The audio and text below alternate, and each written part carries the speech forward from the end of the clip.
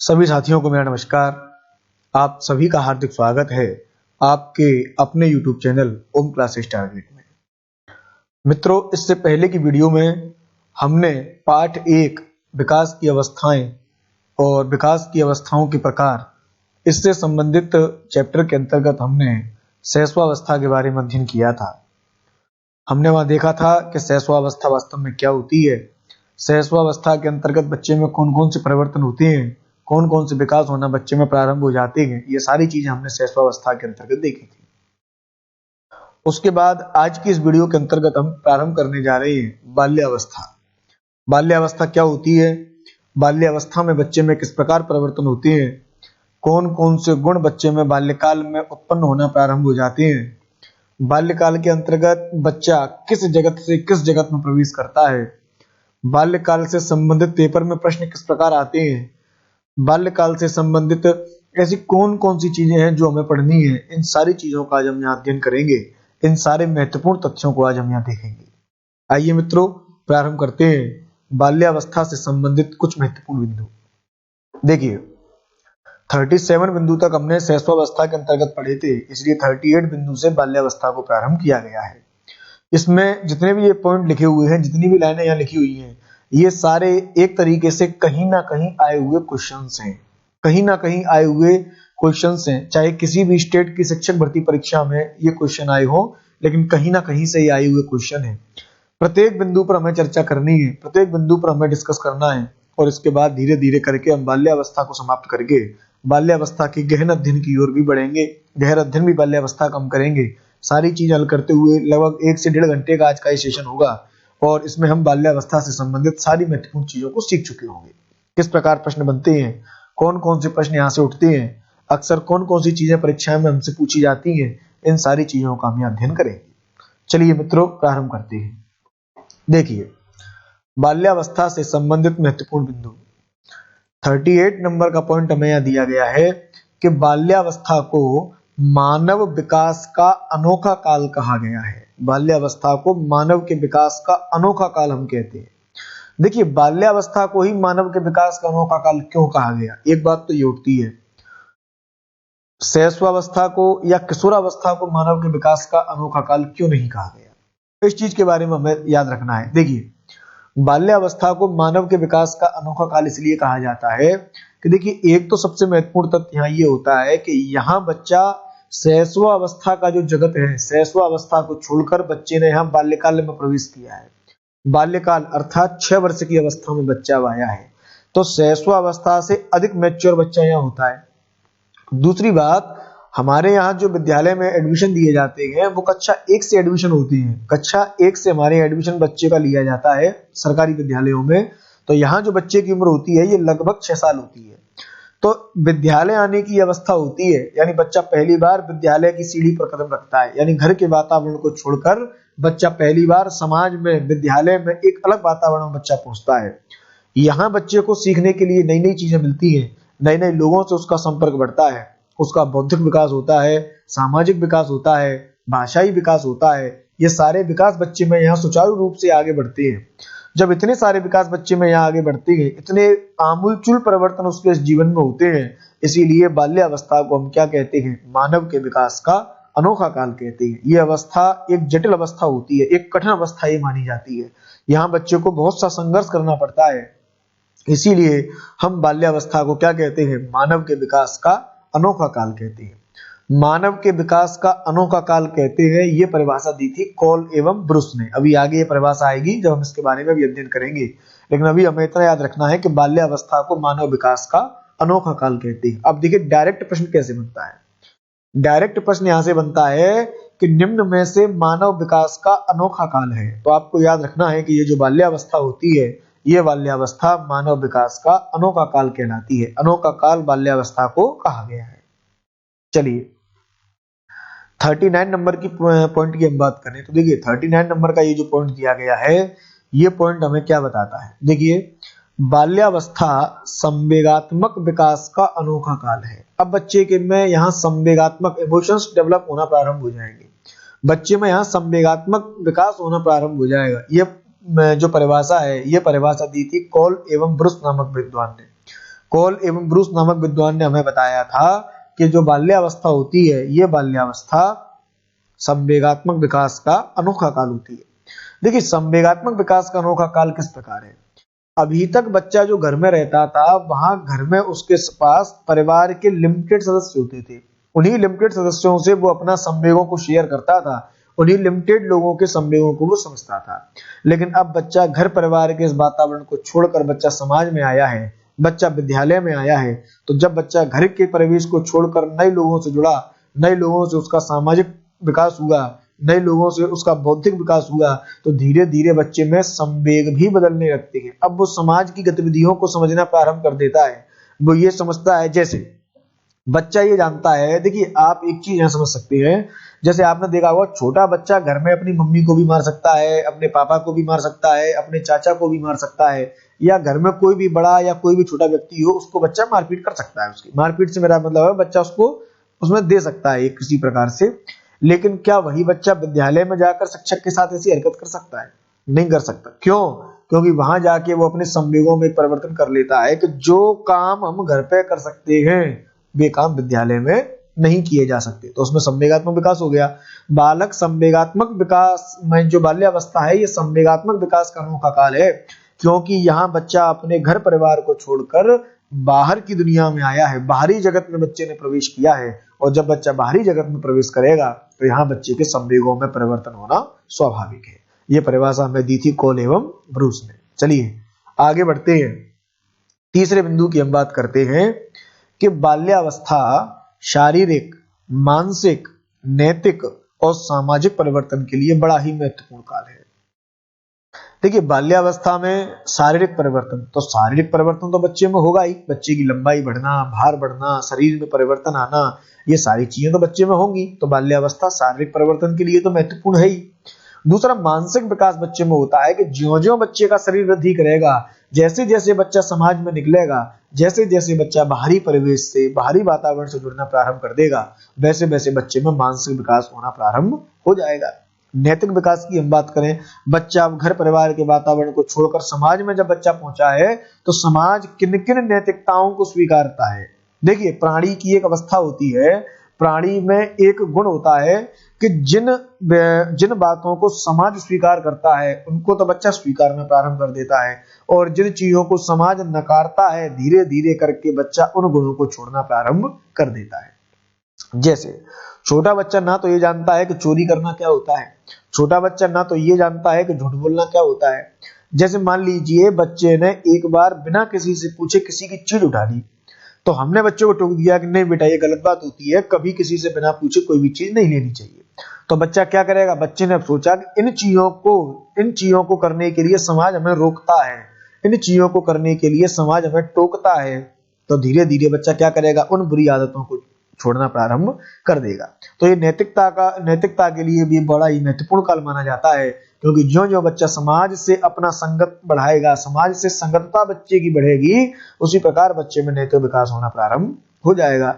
और दिया है सामाजिक परिवर्तन के लिए बड़ा ही महत्वपूर्ण काल है। तो हम सभी इस बात को जानते हैं कि बाल्यावस्था सामाजिक परिवर्तन के लिए भी महत्वपूर्ण काल है। बाल्यावस्था का जो बच्चा होता है इसके लिए सामाजिक परिवर्तन होना बड़ा ही जरूरी है। जैसे जैसे ये समाज में बढ़ता जाएगा, समाज के लोगों से बच्चा जुड़ता जाएगा, वैसे वैसे बच्चे में सामाजिक परिवर्तन होना प्रारंभ हो जाते हैं। चलिए आगे बढ़ते हैं। 41 नंबर का पॉइंट दिया है कि बाल्यावस्था के दो चरण हैं, दो हिस्सों में बाल्यावस्था पढ़ी जाती है। एक तो होता है पूर्व बाल्यकाल जो होता है 6 वर्ष से लेकर 9 वर्ष तक, और दूसरा होता है उत्तर बाल्यकाल जो होता है 9 वर्ष से लेकर 12 वर्ष तक। ये मैंने आपको पहले भी बताया था कि बाल्यावस्था को दो हिस्सों में बांटा जाता है। एक तो होती है पूर्व बाल्यावस्था और दूसरी होती है उत्तर बाल्यावस्था। तो जो पूर्व बाल्यावस्था होती है वो तो होती है 6 वर्ष से लेकर 9 वर्ष तक, और जो उत्तर बाल्यावस्था होती है 9 वर्ष से लेकर 12 वर्ष तक। यानी 6 वर्ष से लेकर 12 वर्ष तक की जो अवस्था है उसको हम बाल्यकाल कहते हैं। इसके दो हिस्से होते हैं, एक होता है 6 से 9 और दूसरा होता है 9 से 12। ठीक है, चलिए देखिए, प्रथम चरण में तो लंबाई में और भार में वृद्धि होती रहती है। प्रथम चरण यानी कि 6 से 9 वर्ष की जो अवस्था होती है, पूर्व बाल्यावस्था जो होती है, इसमें बच्चे में अचानक तेजी से लंबाई में और भार में वृद्धि होती है। बच्चे की लंबाई बढ़ती है और बच्चे का भार बढ़ता है। 43 नंबर का पॉइंट हमें दिया है कि इस चरण में बच्चे में चिंतन और तर्क शक्तियों का विकास हो जाता है। यानी कि जो पूर्व बाल्यावस्था है 6 से 9 वर्ष की जो अवस्था है, इसी 6 से 9 वर्ष की अवस्था में बच्चे में चिंतन होना और बच्चे में तर्क शक्तियों में विकास होना, यानी बच्चे में तार्किकता आना प्रारंभ हो जाती है, तर्क क्षमता बच्चे की बढ़ जाती है। अब बच्चा आपका धीरे धीरे तार्किक होना प्रारंभ हो जाता है, बच्चे में तर्क करने की क्षमता का विकास हो जाता है। 45 नंबर का हमें पॉइंट दिया गया है कि जो द्वितीय चरण होता है बाल्यावस्था का, जो सेकंड फेज है, जो दूसरा स्तर है बाल्यावस्था का, यानी हम जिसको कहते हैं उत्तर बाल्यकाल, जो कि 9 वर्ष से लेकर 12 वर्ष तक है। इस उत्तर बाल्यकाल में बच्चे पढ़ाई में रुचि लेना प्रारंभ कर देते हैं। अब बच्चे को पढ़ने में थोड़ा थोड़ा इंटरेस्ट आना प्रारंभ हो जाता है, बच्चा पढ़ाई में रुचि लेना प्रारंभ कर देता है। देखिए 45 नंबर का ये जो पॉइंट दिया है ये मोस्ट इंपोर्टेंट है कि बाल्यावस्था में बालक शैशवावस्था के काल्पनिक जगत से वास्तविक जगत में प्रवेश करता है। जो शैशवावस्था का जो उसका काल्पनिक जगत होता है, देखिए हमने शैशवावस्था में भी पढ़ा था कि शैशवावस्था में बच्चा काल्पनिक होता है, बच्चा कल्पनाओं में खोया रहता है। लेकिन अब बाल्यावस्था का जो बालक है ये काल्पनिक जगत से निकलकर कहाँ गया, वास्तविक जगत में प्रवेश कर जाता है। कल्पना को छोड़कर वास्तविक जगत में बच्चा प्रवेश करना प्रारंभ कर देता है। तो हमें क्या याद रखना है कि बाल्यावस्था में जो बालक होता है, बाल्यावस्था का बालक शैशवावस्था के काल्पनिक जगत को छोड़कर बाल्यावस्था के वास्तविक जगत में प्रवेश कर जाता है। अब तक तो बच्चा कल्पनाओं में खोया रहता था, क्या ये समाज होगा, कैसा ये वातावरण, पता नहीं बच्चा किन कल्पनाओं में खोया रहता था। लेकिन जब बच्चा अब वास्तविक रूप से, प्रत्यक्ष रूप से बच्चा जब समाज में आ गया, बच्चा जब समाज में प्रेजेंट हो गया, घर से निकलकर बच्चा विद्यालय तक जाने लगा, तो अब ये बच्चा वास्तविकता से परिचित होना प्रारंभ हो जाता है। इसीलिए हम शैशवावस्था को मानव के विकास का अनोखा काल कहते हैं, क्योंकि इस काल में बच्चा शैशवावस्था की काल्पनिक जगत को छोड़कर बाल्यावस्था के वास्तविक जगत में प्रवेश कर जाता है। चलिए 46 नंबर का पॉइंट हम देखते हैं। 46 नंबर का पॉइंट हमें दिया गया है, वह प्रत्येक वस्तु के प्रति आकर्षित होकर उसका ज्ञान प्राप्त करना चाहता है। कोई भी काम हो, बच्चा ये कहता है कि इस काम को मैं करूंगा, क्योंकि वो प्रत्येक चीज के प्रति अपना आकर्षण बढ़ाता है, प्रत्येक चीज के प्रति वो आकर्षित होता है और आकर्षित होकर बच्चा उस चीज का ज्ञान प्राप्त करना चाहता है। बच्चा चाहता है कि ये चीजें मैं भी जानूं, मैं भी समझूं, मैं भी इस काम को करूं, यानी जिज्ञासा का जो गुण है ये बच्चे में बना रहता है। तो बाल्यावस्था में बच्चे में जिज्ञासा भी अच्छी खासी बनी रहती है। 47 नंबर पॉइंट की हम बात करें तो देखिए इस अवस्था में बालक की रुचियों में निरंतर परिवर्तन होता रहता है, बच्चे की रुचियां बदलती रहती हैं। कभी तो बच्चा किसी काम के प्रति मन लगाने लगता है, कभी बच्चा किसी खेल के प्रति अपना मन लगाना प्रारंभ कर देता है, कभी बच्चा कहीं घूमने के लिए अपना मन लगाना प्रारंभ कर देता है, कहीं कुछ चीजें बच्चे को पसंद आती हैं, कहीं कुछ चीजें बच्चे को पसंद में आती है। यानी बच्चे की जो रुचियां हैं, बच्चे का जो इंटरेस्ट है ये पल पल बदलता रहता है। बाल्यावस्था में निरंतर इसमें परिवर्तन होता रहता है, यानी वे स्थायी रूप धारण नहीं कर पाती। वातावरण में जैसे जैसे परिवर्तन होता है, वातावरण के परिवर्तन के साथ बच्चे की रुचियां भी बदलना प्रारंभ हो जाती है। चलिए 48 नंबर पॉइंट की हम बात करें कि जो बच्चे की जिज्ञासा है, देखिए जिज्ञासा बच्चे में शैशवावस्था में थी, जिज्ञासा बच्चे में बाल्यावस्था में भी है। तो बच्चे की जो जिज्ञासा होती है, जिज्ञासा का स्वरूप क्या से उठकर क्यों की तरफ हो जाता है। क्या से उठकर क्यों की तरफ का क्या तात्पर्य है, देखिए क्या से उठकर क्यों, ये जो दिया गया है ना, क्या से उठकर क्यों की तरफ हो जाता है, तो क्या से क्यों की का क्या तात्पर्य है। जिज्ञासा का स्वरूप क्या से उठकर क्यों हो जाता है, इसका तात्पर्य है कि अब तक तो बच्चा कहता था कि ये चीज क्या है, बच्चे ने खिलौना लिया तो बच्चा देखता था ये चीज क्या है, लेकिन अब बाल्यावस्था का बालक क्या कहता है, बाल्यावस्था का बालक कहता है कि ये चीज क्यों है, इसको बनाने की क्या आवश्यकता पड़ी, इसकी क्या आवश्यकता है, इसका क्या हम करेंगे, क्यों है ये चीज, बच्चा इस तरह के प्रश्न करने लगता है। यानी अब तक तो बच्चे ने ये चीज देखी नहीं थी, शैशवावस्था का जो बच्चा था उसने तो ये चीज देखी नहीं थी, वो तो ये कहता था ये चीज क्या है, और इसमें से आवाज आ रही है तो आवाज कहां से आ रही है, क्या है। लेकिन जो बाल्यावस्था का बालक है, बाल्यावस्था का बालक ये तो जानता है कि ये चीज क्या है, लेकिन अब उसका प्रश्न बदल जाता है, वो ये कहता है कि ये चीज क्यों है, इसकी आवश्यकता क्यों पड़ी, ऐसा बच्चा प्रश्न करने लगता है। या जिज्ञासा तो बच्चे में रहती है, लेकिन जिज्ञासा का एक स्तर बढ़ जाता है, एक क्वालिटी उसमें बढ़ जाती है कि अब तक तो बच्चा ये कहता था कि ये चीज क्या है, लेकिन अब बच्चा कहता है कि ये चीज क्यों है, यानी उसकी गुणवत्ता में क्या हो जाता है, सुधार आ जाता है।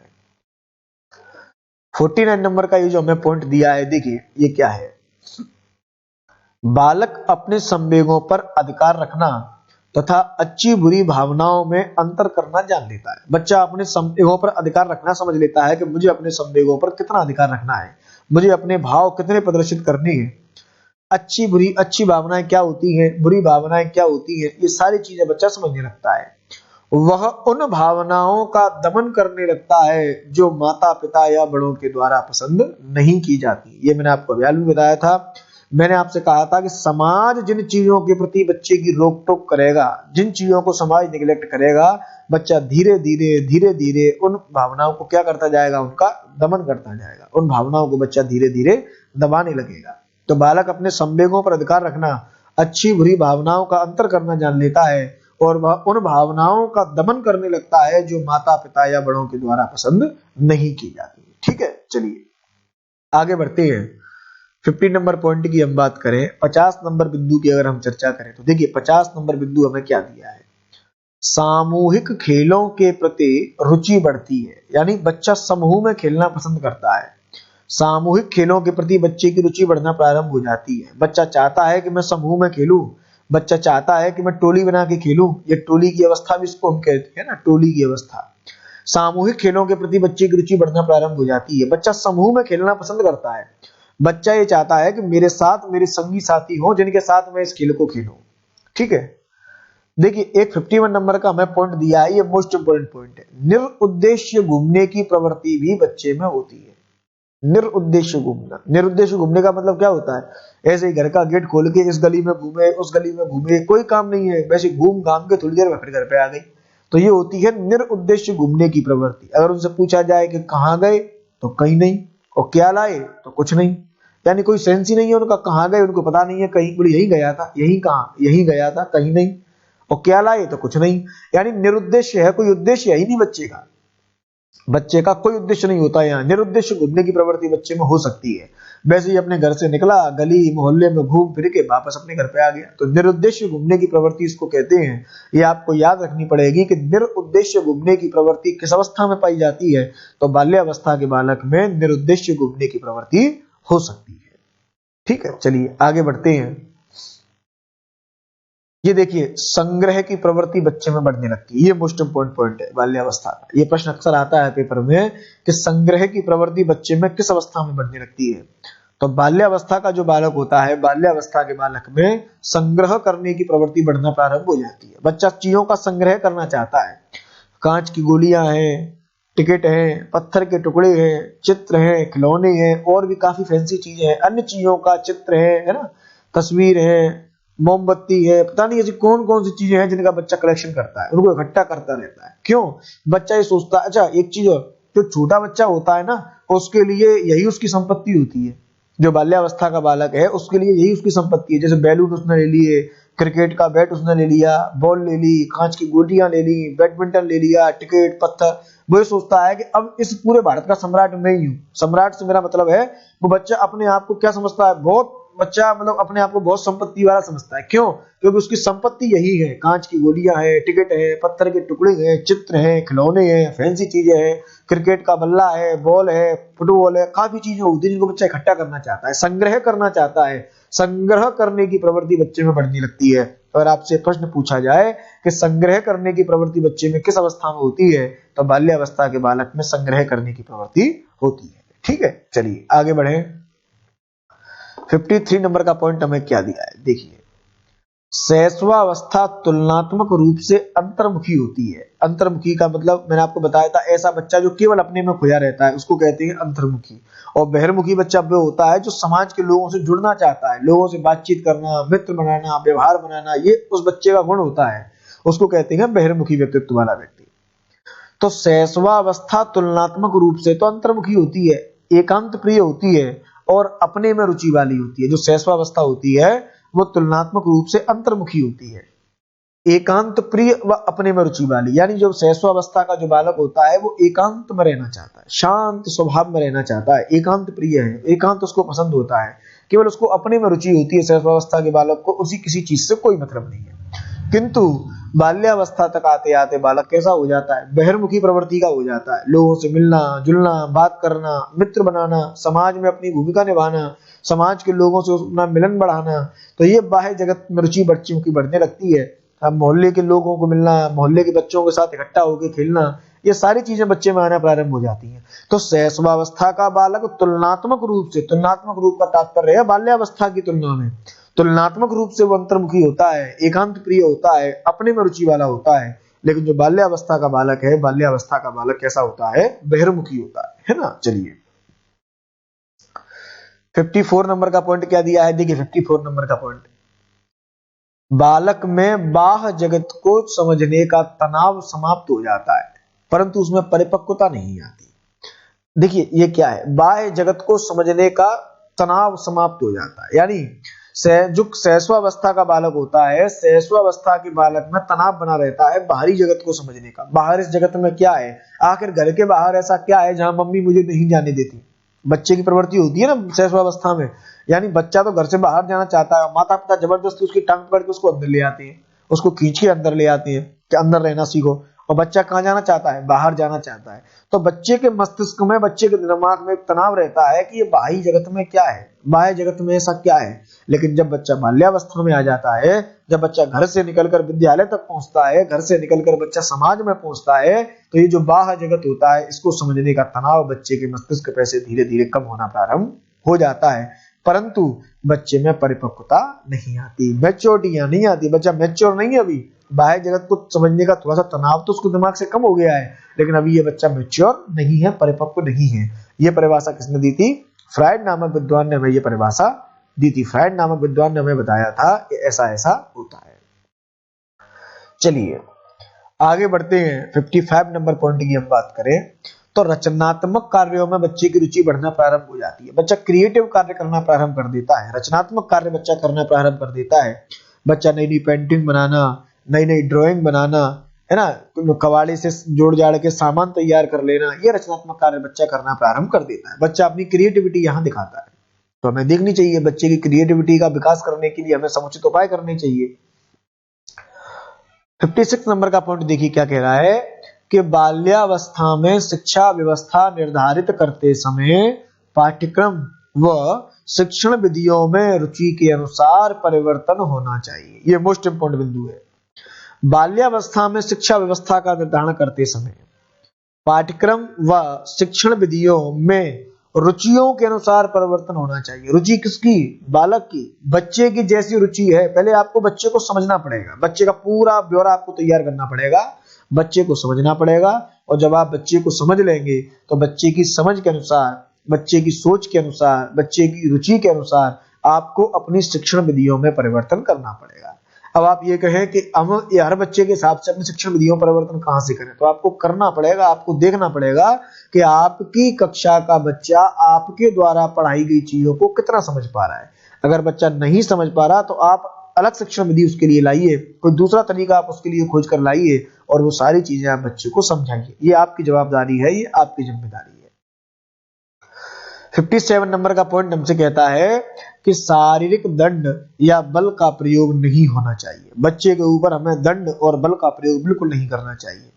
ना तो बच्चे को किसी प्रकार का शारीरिक दंड देना है, ना पढ़ाने के लिए किसी प्रकार का बच्चे को फोकस करना है, ना पढ़ाने के लिए किसी चीज पर बल देना है। एक बात मैं आपको यहाँ और बताऊं जो आपको शिक्षा शास्त्र के लगभग सभी प्रश्नों में काम करेगी कि जब भी कभी किसी भी चीज पर बल देने की बात जहां की जाए, बल जहां भी दिया जाए, तो अगर किसी भी चीज पर बल दिया जाता है तो बल देने वाली बातें अक्सर कैसी होती है, गलत होती है। जिन ऑप्शन में बल देने की बात कही गई हो और वे ऑप्शन अक्सर कैसे माने जाते हैं, गलत माने जाते हैं।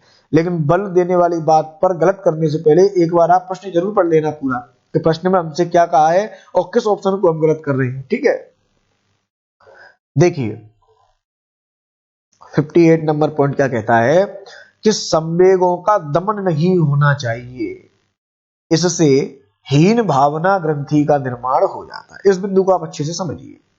संवेगों का दमन नहीं हो, दमन का अर्थ दबाना नहीं चाहिए। जैसे मान लीजिए आपकी कक्षा का कोई बच्चा आपसे किसी कारण से गुस्सा हो गया, किसी कारण से क्रोधित हो गया। अब एक शिक्षक होने के नाते आप ये कहें कि अच्छा हमसे गुस्सा, आप उस पर और ज्यादा गुस्सा हो गए, यानी गुस्सा होके और बलपूर्वक आपने क्या कर दिया, उसके जो क्रोध था, उसके जो संवेग थे, उनका आपने दमन कर दिया। तो हमें ऐसा नहीं करना। ऐसा करने से हो सकता है बच्चा आपसे कुछ ना कहे, लेकिन इससे बच्चे के अंदर क्या हो जाएगा, हीन भावना ग्रंथि का निर्माण हो जाएगा। उस बच्चे की निगाह में आपके लिए क्या आ जाएगी, हीनता आ जाएगी एक तरीके से। तो संवेगों का दमन नहीं करना चाहिए। आपको पता करना चाहिए कि ऐसा क्या कारण है कि हमारी कक्षा का बच्चा नाराज हो रहा है, हमारी कक्षा का बच्चा गुस्सा हो रहा है, ऐसा क्या कारण है कि ये बच्चा दूसरे बच्चों से ईर्ष्या कर रहा है, ऐसा क्या कारण है कि बच्चे में प्रेम भाव धीरे धीरे बढ़ता जा रहा है। इन सभी चीजों का, इन सभी संवेगों का हमें पता लगाना चाहिए कि इन संवेगों के क्या कारण है।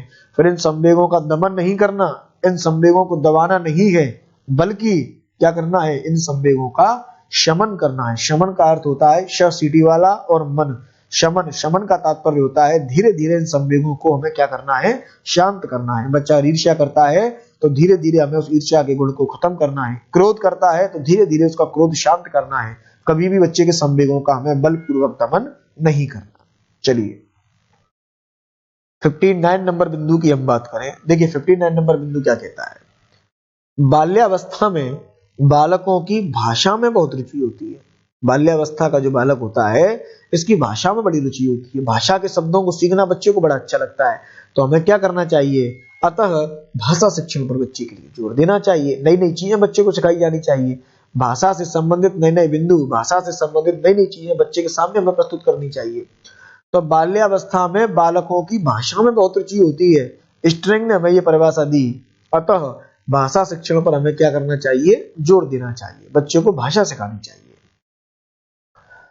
60 नंबर बिंदु देखें। 60 नंबर बिंदु क्या है कि जिज्ञासा के समाधान से युक्त शिक्षण होना चाहिए। ये महत्वपूर्ण बात है। हमें जब भी कक्षा में शिक्षण कराना है तो शिक्षण हमें इस प्रकार कराना है कि वो शिक्षण बच्चे की जिज्ञासाओं का समाधान करने वाला हो।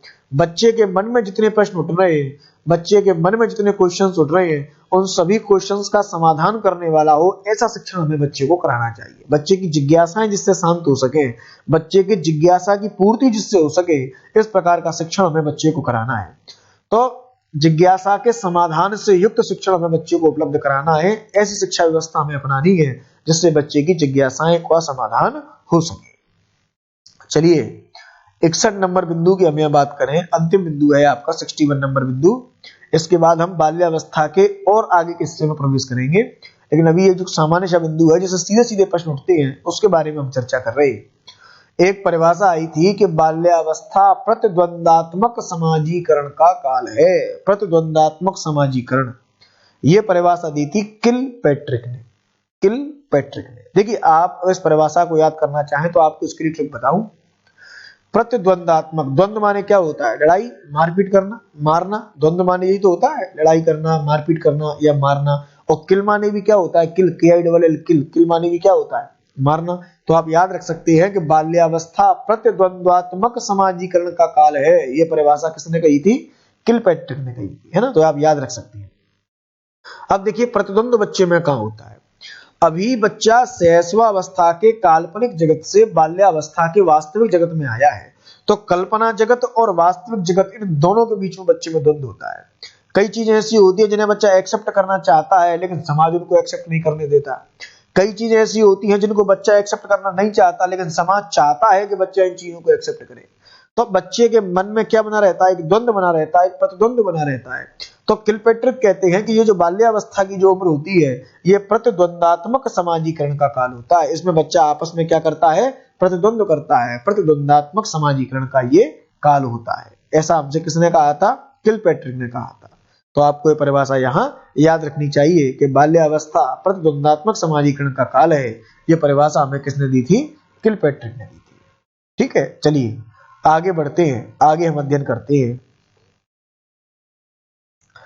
आगे हम बात कर रहे हैं वो है बाल्यावस्था की विशेषताएं। बाल्यावस्था की क्या विशेषताएं हैं, बाल्यावस्था में शिक्षा व्यवस्था किस प्रकार की होनी चाहिए, बाल्यावस्था में किन किन शिक्षण विधियों का हमें प्रयोग करना चाहिए, इन सारी चीजों का हम अध्ययन करेंगे। देखिए यद्यपि जो बाल्यावस्था है, बाल्यावस्था को 6 से 12 वर्ष आयु तक माना जाता है। यानी 6 वर्ष से लेकर 12 वर्ष तक क्या मानी जाती है, बाल्यावस्था मानी जाती है। हर लोग ने इसे 6 वर्ष से लेकर 12 वर्ष तक के बीच का समय माना है। इस अवस्था में बाल्यावस्था की प्रमुख विशेषताओं को निम्नांकित बिंदुओं के द्वारा व्यक्त किया जा सकता है। यानी 6 वर्ष से लेकर 12 वर्ष तक की जो बच्चे की उम्र होती है, इसको हम कहते हैं बाल्यावस्था। बाल्यावस्था ये कहलाती है। हरलोक नामक विद्वान ने ये बाल्यावस्था की उम्र मानी है 6 से लेकर 12 वर्ष तक। अभी हमने ऊपर क्या क्या पढ़ा, उसका अपन एक फास्ट रिवीजन करते हैं। देखिए, हमने पढ़ा कि बाल्यावस्था की जो उम्र होती है ये 6 साल से लेकर 12 साल तक होती है। बाल्यावस्था की उम्र में हमने ये भी पढ़ा कि बाल्यावस्था में 2 प्रकार पाई जाती है। एक तो होता है पूर्व बाल्यावस्था, एक होता है उत्तर बाल्यावस्था। पूर्व बाल्यावस्था की उम्र होती है 6 से लेकर 9 वर्ष तक, और उत्तर बाल्यावस्था की जो उम्र होती है वो होती है 9 वर्ष से लेकर 12 वर्ष तक। हमने पढ़ा कि बाल्यावस्था मानव विकास का अनोखा काल है। हमने पढ़ा जो बाल्यावस्था होती है, बाल्यावस्था में बच्चे की जिज्ञासा से युक्त हमें शिक्षण कराना चाहिए कि जिज्ञासाओं का समाधान हो सके। हमने पढ़ा कि बाल्यावस्था का जो बालक होता है ये शैशवावस्था की कल्पना जगत को छोड़कर बाल्यावस्था के वास्तविक जगत में प्रवेश करता है। हमने पढ़ा कि शारीरिक विकास की दृष्टि से, मानसिक विकास की दृष्टि से, नैतिक विकास की दृष्टि से ये अवस्था बड़ी महत्वपूर्ण होती है, बड़ी महत्वपूर्ण अवस्था मानी जाती है।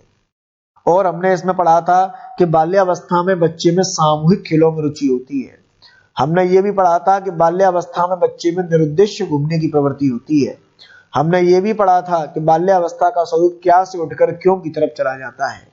हमने ये पढ़ा था कि शैशवावस्था में बच्चा अंतर्मुखी अगर होता है तो बाल्यावस्था तक आते आते बच्चा कैसा होता है, बहिर्मुखी होना प्रारंभ हो जाता है। हमने ये भी पढ़ा था कि बच्चे पे हमें किसी भी प्रकार के शारीरिक दंड और बल का प्रयोग नहीं करना चाहिए। हमने ये भी पढ़ा कि बाल्यावस्था प्रतिबंधात्मक समाजीकरण का काल है। किलपैट्रिक की ये परिभाषा है, ये भी हमने पढ़ी। अब इसके बाद आगे हम बढ़ रहे हैं, वहां हम बढ़ रहे हैं कि बाल्यावस्था की क्या विशेषताएं हैं, क्या है बाल्यावस्था, इसके बारे में हम आगे बढ़ना प्रारंभ करते हैं। देखिए, यद्यपि बाल्यावस्था 6 से 12 वर्ष तक हरलोक ने मानी है, तो निम्न बिंदु हैं जिनके द्वारा हम इसको व्यक्त करेंगे। पहले बिंदु पे हम चर्चा करते हैं, पहले बिंदु के बारे में हम अध्ययन करते हैं।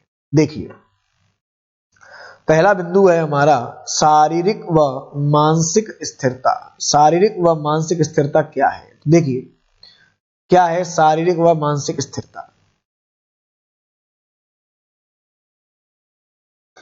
बालक के शारीरिक और मानसिक विकास में 6 या 7 वर्ष की आयु के बाद एक स्थिरता आ जाती है, एक रुकावट यहाँ आना प्रारंभ हो जाती है। रुकावट से मतलब ये नहीं कि आगे के लिए कोई परेशानी है, परेशानी नहीं, एक थोड़ी सी स्थिरता यहाँ पे आती है। कुछ समय के लिए बच्चे के विकास में हमें रुकाव महसूस होता है। मेरे शब्दों पर ध्यान देना, कुछ समय के लिए हमें यहाँ बच्चे का विकास रुका हुआ महसूस होता है, लेकिन वास्तव में विकास कभी रुकता नहीं है। हमने जब ये चैप्टर प्रारंभ किया था, वहां हमने पढ़ा था कि विकास आजीवन चलने वाली प्रक्रिया है जो कि कभी नहीं रुकती। तो हमें क्या पढ़ना है, हमें क्या याद रखना है कि 6 या 7 वर्ष की आयु के बाद, 6 या 7 वर्ष की आयु में बच्चे में विकास में स्थिरता आना प्रारंभ हो जाती है। बच्चे के विकास में यहाँ थोड़ी सी हमें स्थिरता महसूस होती है। वह स्थिरता उसकी शारीरिक व मानसिक शक्तियों को दृढ़ता प्रदान करती है। यानी बच्चे की ये जो स्थिरता है, ये कुछ समय के लिए हमें जो स्थिरता महसूस होती है, ये स्थिरता बच्चे में शारीरिक रूप से और मानसिक रूप से उस बच्चे को परिपक्व करती है। जैसे समझिए कि 6-7 वर्ष तक बच्चे की लंबाई जितनी बढ़नी थी उतनी बढ़ गई, अभी आगे और बढ़ेगी, उसकी हम बात नहीं कर रहे, तो अभी तक की बात कर रहे हैं। 6-7 वर्ष तक जितनी लंबाई बढ़नी थी उतनी बढ़ गई। यहाँ जाके उसकी लंबाई में हमें थोड़ा सा रुकाव महसूस हुआ, थोड़ी सी रुकावट महसूस हुई। अब जब बच्चे की लंबाई बढ़ गई है तो उस हिसाब से शरीर में भी तो विकास होगा, शरीर भी तो अंदर से पकता हुआ आएगा, बच्चे का शरीर भी तो अंदर से पकेगा। मस्तिष्क का विकास तो हो गया, लेकिन जो मानसिक शक्तियां हैं उनमें दृढ़ता तो प्रदान होगी, उनमें मजबूती तो आएगी। तो विकास तो उसका रेगुलर चल रहा है, विकास कभी नहीं रुकता, लेकिन हमें रुकावट सी यहाँ महसूस होती है। केवल हमें याद रखना है कि यहाँ हमें रुकावट महसूस होती है।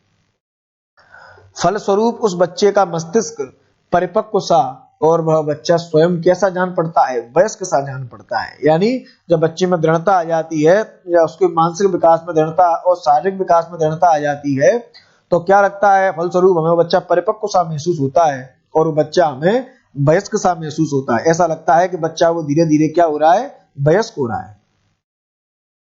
इसीलिए रॉस ने बाल्यावस्था को मिथ्या परिपक्वता का काल बताते हुए लिखा है कि शारीरिक और मानसिक स्थिरता बाल्यावस्था की सबसे महत्वपूर्ण विशेषता है। देखिए, यहां से 2-3 मैं आपको महत्वपूर्ण चीजें बता रहा हूं, 2-3 महत्वपूर्ण चीजें मैं आपको यहां समझा रहा हूं। रॉस क्या कहते हैं, रॉस ने हमसे क्या कहा, तो देखिए रॉस ने हमसे कहा कि जो बाल्यावस्था है ये मिथ्या परिपक्वता का काल है। बच्चा अपने आप को यहाँ परिपक्व समझता है कि मैं अब धीरे धीरे मैच्योर होने लगा, लेकिन वास्तव में बच्चा मैच्योर नहीं होता। मिथ्या परिपक्वता का जो काल होता है, मिथ्या परिपक्वता के काल को आप इस प्रकार समझ सकते हैं, जैसे मान लीजिए एक बच्चा विद्यालय में शिक्षक से पढ़कर आया और घर पे आकर वही बच्चा अपने घर पे आके बच्चा खेल खेले में वो बच्चा टीचर बन गया और अपने संगी साथियों को उस बच्चे ने स्टूडेंट बना लिया, छात्र बना लिए, और वो बच्चा पढ़ा रहा है और बच्चे पढ़ रहे हैं। यानी बच्चे को लगता है कि मुझ में परिपक्वता है, मैं इन बच्चों को पढ़ा सकता हूं, लेकिन बच्चे में वास्तव में तो परिपक्वता नहीं होती। तो रॉस ने क्या कहा, इसको मिथ्या परिपक्वता, झूठी परिपक्वता या छद्म परिपक्वता के नाम से इसको जानते हैं। आप सारे नाम इसके नोट कर लें, मिथ्या परिपक्वता, झूठी परिपक्वता या छद्म परिपक्वता के नाम से इसको हम जानते हैं। तो रॉस ने बाल्यावस्था को क्या कहा, रॉस ने बाल्यावस्था को मिथ्या परिपक्वता, झूठी परिपक्वता या छद्म परिपक्वता का काल बताते हुए लिखा है कि शारीरिक और मानसिक स्थिरता बाल्यावस्था की एक महत्वपूर्ण विशेषता है। शारीरिक और मानसिक स्थिरता बाल्यावस्था की एक महत्वपूर्ण विशेषता होती है ना। तो हमें ये याद रखना है। रॉस की जो परिभाषा है वो भी हमें याद रखनी है, और ये जो हमें दिया गया है रॉस ने कि शारीरिक और मानसिक स्थिरता बाल्यावस्था की महत्वपूर्ण विशेषता है, ये भी हमें याद रखनी है। चलिए दूसरे बिंदु पे हम चर्चा करते हैं, मानसिक योग्यताओं में वृद्धि। बाल्यावस्था की दूसरी विशेषता हमें दी गई है मानसिक योग्यताओं में वृद्धि, यानी बच्चे की जो मानसिक योग्यता है, जो मस्तिष्क की बच्चे की योग्यता है, उन मानसिक योग्यताओं में बच्चे में क्या होने लगती है, वृद्धि होने लगती है। देखिए वृद्धि कैसे होगी बच्चे में, मानसिक योग्यताओं में किस प्रकार वृद्धि होगी। देखिए बाल्यावस्था में बालक की मानसिक योग्यताओं में निरंतर वृद्धि होती है। तो वो तो बच्चा जैसे जैसे आगे बढ़ता जाएगा, जैसे जैसे बच्चे की उम्र बढ़ती जाएगी, वैसे वैसे बच्चे में मानसिक योग्यताएं बढ़ती जाएंगी, मानसिक योग्यताओं का विकास होता जाएगा। उसकी संवेदना और प्रत्यक्षीकरण की शक्तियों में वृद्धि होती है। संवेदनाओं को पहचानना, संवेदनाओं को महसूस करना, और प्रत्यक्षीकरण का मतलब क्या होता है, देखकर उस चीज को अपने मन में बसाना या देखकर उस चीज को समझने की शक्ति का बच्चे में विकास होना प्रारंभ हो जाता है। उस बच्चे की संवेदना और प्रत्यक्षीकरण की शक्तियों में वृद्धि होती है। वह बच्चा विभिन्न बातों के बारे में तर्क और विचार करने लगता है। यानी अब उस बच्चे में धीरे धीरे विभिन्न बातों के प्रति तर्क करना, विभिन्न बातों में विचार करने का गुण बच्चे में आ जाता है। बच्चा विभिन्न प्रकार से तर्क कर सकता है, विभिन्न प्रकार से बच्चा अपने विचार व्यक्त कर सकता है। ये सारे गुण बच्चे में धीरे धीरे आने लगते हैं। उसके बाद देखें, वह साधारण बातों पर अधिक देर तक अपने ध्यान को केंद्रित कर सकता है। वह साधारण बातों पर, एक मिनट, चलिए क्या होते हम, वह साधारण बातों पर अधिक देर तक अपने ध्यान को केंद्रित कर, यानी एक छोटी सी साधारण बात पर वह अच्छी तरीके से अपने ध्यान को केंद्रित कर सकता है, बहुत ढंग से अपने ध्यान को केंद्रित कर सकता है। उसके बाद हमें देखना है, उसमें अपने पूर्व अनुभव को स्मरण कराने की योग्यता उत्पन्न हो जाती है। यानी बच्चे के जो पुराने अनुभव हैं, उन पुराने अनुभवों की योग्यता, उन पुराने अनुभवों को बच्चा रिकॉल कर सकता है, पुनः याद कर सकता है, और उन योग्यता के आधार पर, उन पुराने अनुभवों के आधार पर बच्चा अपने दैनिक जीवन में आगे आने वाली समस्याओं का समाधान भी कर सकता है। यानी बच्चे को क्या लगता है, मानसिक योग्यताओं का बच्चे में यहां विकास होना प्रारंभ हो जाता है। बच्चे में धीरे धीरे मानसिक योग्यताएं बढ़ना प्रारंभ हो जाती है। उसके बाद हमें देखिए यहां क्या देखना है, इसके बाद हम आगे बढ़े। देखिए जिज्ञासा की प्रबलता, यानी जो शैशवावस्था का जो बाल्यावस्था का जो बालक होता है, बाल्यावस्था के बालक में जिज्ञासा की प्रबलता होने लगती है। बच्चे में यहां जिज्ञासा बढ़ना प्रारंभ हो जाती है। बाल्यावस्था का बालक धीरे धीरे जिज्ञासु होना प्रारंभ हो जाता है, उसकी जिज्ञासा प्रबल होने लगती है। तो देखिए बालक की जिज्ञासा विशेष रूप से प्रबल होती है। वह जिन वस्तुओं के संपर्क में आता है उनके बारे में प्रश्न पूछकर हर तरह की जानकारी प्राप्त करना चाहता है। बच्चा चाहता है कि ये चीज क्या है, बच्चा जानना चाहता है कि ये चीज क्यों है, बच्चा जानना चाहता है कि ये चीज कैसे है। इन सारी चीजों के बारे में बच्चा जानना चाहता है। जो भी चीज उसके संपर्क में आती जाएगी, उन सारी चीजों के बारे में बच्चा जानकारी प्राप्त करना चाहता है। उसके ये प्रश्न शैशवावस्था के साधारण प्रश्नों से तो भिन्न होते हैं। शैशवावस्था के जो प्रश्न होते हैं, तो जिज्ञासा बच्चे में शैशवावस्था में भी रहती है और जिज्ञासा बच्चे में बाल्यावस्था में भी रहती है। लेकिन शैशवावस्था की जो जिज्ञासा होती है वो साधारण होती है, साधारण जिज्ञासा वाले प्रश्न होते हैं। लेकिन जब बाल्यावस्था में बच्चा आ जाता है तो बाल्यावस्था में उसकी जिज्ञासा के प्रश्नों में तार्किकता होती है, वो एक तर्क के साथ आपसे प्रश्न पूछना चाहता है। यानी शैशवावस्था में तो बच्चे में साधारण प्रश्न होते हैं, अब वह एक शिशु के समान चीज नहीं पूछता कि यह क्या है, इसके विपरीत वह पूछता है कि यह चीज क्यों है और यह चीज कैसे है, कैसे यह हुआ, यह काम कैसे हुआ, इन सारी चीजों के बारे में बच्चा जानकारी प्राप्त करना चाहता है। यानी शैशवावस्था में तो बच्चा पूछता था क्या है, लेकिन अब बाल्यावस्था में बच्चा क्या कह रहा है, इसके विपरीत कि यह चीज क्यों है और यह चीज कैसे है। अभी मैंने आपको पहले भी बताया था इसी वीडियो में कि शैशवावस्था में बच्चा क्यों पूछता है, यानी जिज्ञासा का स्वरूप क्या से उठकर क्यों की तरफ चला जाता है। अब तक बच्चा कहता था ये चीज क्या है, लेकिन अब बच्चा कह रहा है कि ये चीज क्यों है। ठीक है, आगे बढ़ते हैं। देखिए, वास्तविक जगत से संबंध।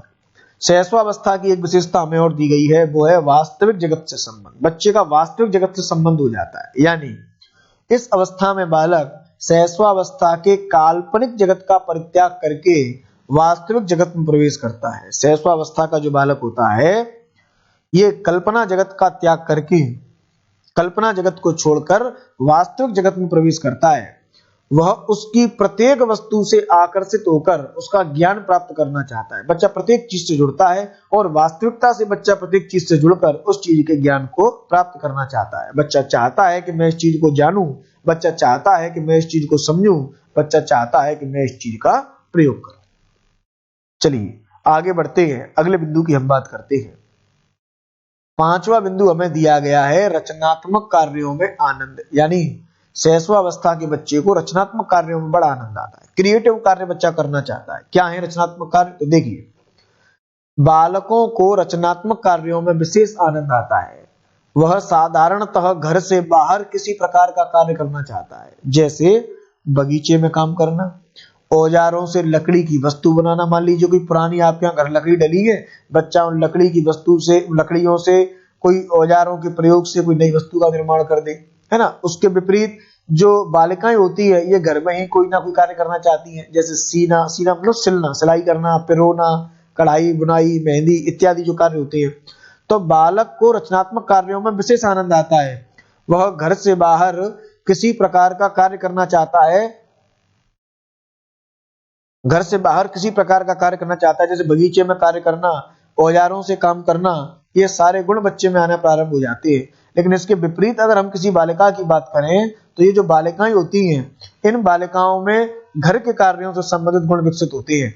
जैसे कोई ना कोई कार्य करना चाहती हैं, जैसे सीना, पिरोना, कढ़ाई करना, बुनाई करना, मेहंदी लगाना, मेहंदी सजाना, है ना, रंगोली सजाना, घर में खाना बनाना, ऐसे गुण बालिकाओं में प्रारंभ होना स्टार्ट हो जाते हैं। चलिए छठवें बिंदु की हम बात करें। छठवां बिंदु क्या कहता है, सामाजिक गुणों का विकास होना। बच्चे में सामाजिक गुण बढ़ना प्रारंभ हो जाते हैं, सामाजिक गुणों का बच्चे में विकास होता है। तो देखिए, बालक विद्यालय के छात्रों और अपने समूह के सदस्यों के साथ पर्याप्त समय व्यतीत करता है।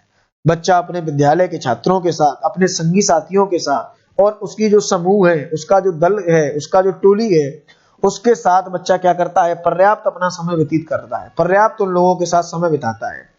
अतः उस बच्चे में अनेक सामाजिक गुणों का विकास होता है। बहुत से सामाजिक गुण बच्चे में आना प्रारंभ हो जाते हैं, जैसे सहयोग करना, एक दूसरे के प्रति सद्भावना दिखाना, सहनशीलता, आज्ञाकारिता, ये सारे गुण बच्चे में आने प्रारंभ हो जाते हैं। बच्चा एक दूसरे का सहयोग करता है, सद्भावना से बच्चा कार्य करता है, सहनशील बच्चा हो जाता है, आज्ञाकारी गुण बच्चे में आना प्रारंभ हो जाते हैं। तो ये सारे सामाजिक गुण बच्चे में बाल्यावस्था के अंतर्गत आना प्रारंभ हो जाती है। तो एक बाल्यावस्था की विशेषता क्या हो गई कि बच्चे में सामाजिक गुणों का विकास होना प्रारंभ हो जाता है। अगला है सातवां बिंदु, नैतिक गुणों का विकास होना। यानी बाल्यावस्था का जो बालक है, इस बाल्यावस्था के बालक में नैतिकता के गुण बढ़ना प्रारंभ हो जाती है, नैतिकता आना बच्चे में प्रारंभ हो जाती है बाल्यावस्था के बालक में। तो इस अवस्था के आरंभ में ही बालक में नैतिक गुणों का विकास होता है।